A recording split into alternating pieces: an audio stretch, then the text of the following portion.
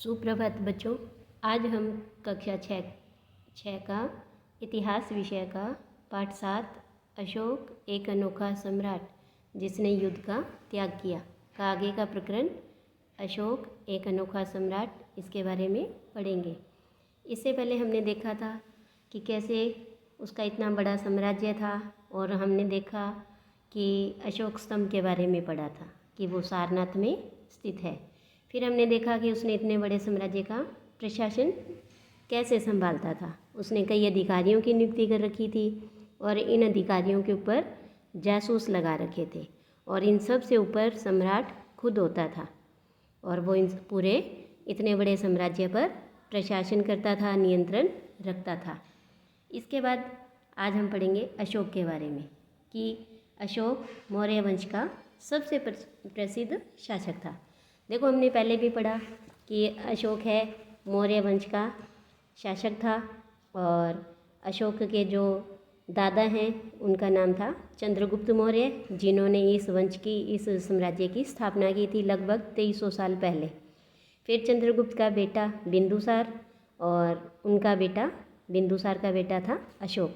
तो इस तरह से इन सब में से सर्वाधिक जो प्रसिद्ध हुआ वो था अशोक। और वह ऐसे पहले शासक थे जिन्होंने अभिलेखों के द्वारा जनता तक अपने संदेश पहुंचाने की कोशिश की। यानी उन्हें कोई भी अपना संदेश देना होता जनता को तो वो अभिलेखों पर उत्कीर्ण करवाते थे।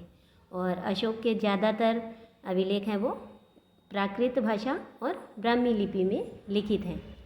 तो इसके बाद देखिए यहाँ है कि ये कलिंग युद्ध का वर्णन करता हुआ अशोक का अभिलेख, यानी एक अभिलेख के ऊपर कलिंग युद्ध का वर्णन किया गया है और उसमें क्या लिखा गया है, उस अभिलेख पर क्या लिखा हुआ है।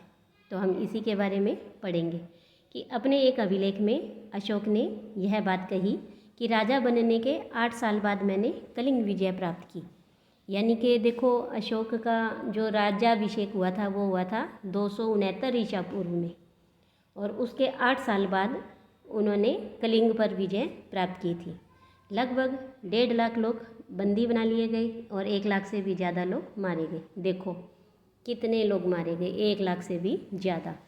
और इससे मुझे अपार दुख हुआ। क्यों? ये बात किसने कही है? अशोक ने अपने अभिलेख में लिखवाई है। जब किसी स्वतंत्र देश को जीता जाता है तो लाखों लोग मारे जाते हैं और बहुत सारे बंदी बनाए जाते हैं। इसमें ब्राह्मण और श्रमण भी मारे जाते हैं। जो लोग अपने सगे संबंधियों और मित्रों को बहुत प्यार करते हैं तथा दासों और मृतकों के प्रति दयावान होते हैं, वे भी युद्ध में या तो मारे जाते हैं या अपने प्रियजनों को खो देते हैं। और इसीलिए मुझे पश्चाताप हो रहा है कि मुझे दुख हो रहा है। अब मैंने धम्म पालन करने और दूसरों को इसकी शिक्षा देने का निश्चय किया। देखो, धम्म जो शब्द है ना, ये प्राकृत भाषा का है और ये संस्कृत के धर्म से लिया हुआ है। तो मैं मानता हूँ कि धम्म के माध्यम से लोगों का दिल जीतना बलपूर्वक विजय पाने से ज़्यादा अच्छा है। देखो, इनका ये मानना था कि धर्म के द्वारा हम लोगों का दिल जीते, है ना।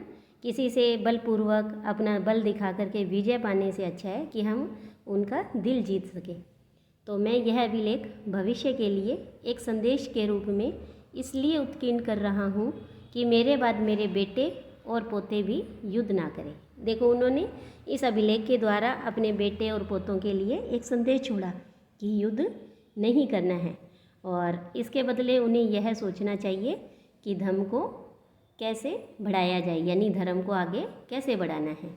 तो देखो कि जो धम्म है वो संस्कृत शब्द धर्म का ही प्राकृत रूप है। देखिए, यहाँ एक प्रश्न है कि कलिंग की लड़ाई से युद्ध को लेकर अशोक के विचारों में कैसे परिवर्तन आया। तो देखो, अभी हमने देखा था कि जब कलिंग का युद्ध हुआ तो उसमें 1 लाख से ज़्यादा लोग मारे गए, है ना। और जो लोग मारे गए उनके सगे संबंधी या मित्र थे, वो उनको बहुत प्यार करते थे। तो या तो वो भी युद्ध में मारे जाएंगे या वो अपने परिजनों को खो देते थे। तो इसलिए क्या हुआ कि अशोक को ये सब देखकर पश्चाताप हुआ, उसे दुख हुआ और इसीलिए उसने युद्ध ना करने का निर्णय लिया और बौद्ध धर्म को अपना लिया और आजीवन बौद्ध धर्म का प्रचार प्रसार करने में लग गए। इसके बाद देखिए कि अशोक का कलिंग युद्ध। देखो, जो कलिंग स्थान है ना वो अभी जो वर्तमान में हमारा उड़ीसा है उसका पुराना नाम है। तो देखिए कि मानचित्र 5 पर देखो, हमने पहले भी ये मानचित्र देखा था यहाँ पर कि ये देखो, ये रहा यहाँ पर, ये कलिंग है ना। ये अभी हमारा वर्तमान का उड़ीसा राज्य है और उड़ीसा राज्य का ही पुराना नाम कलिंग है। तो अशोक ने कलिंग को जीतने के लिए एक युद्ध लड़ा, लेकिन युद्ध जनित हिंसा और खून खराबा देखकर उन्हें युद्ध से वितृष्णा हो गई और उन्होंने निर्णय लिया कि वे भविष्य में कभी भी युद्ध नहीं करेंगे। देखो, युद्ध जनित हिंसा यानी जब भी कभी भी दो राज्यों में या दो देशों में युद्ध होता है तो वहाँ हिंसा होती है, खून खराबा होता है, लाखों लोग मारे जाते हैं, है ना।